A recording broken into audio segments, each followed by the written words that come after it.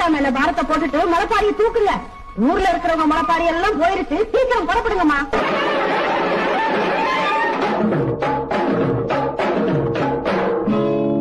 அள்ளி கொடுக்கும் நல்ல மனசு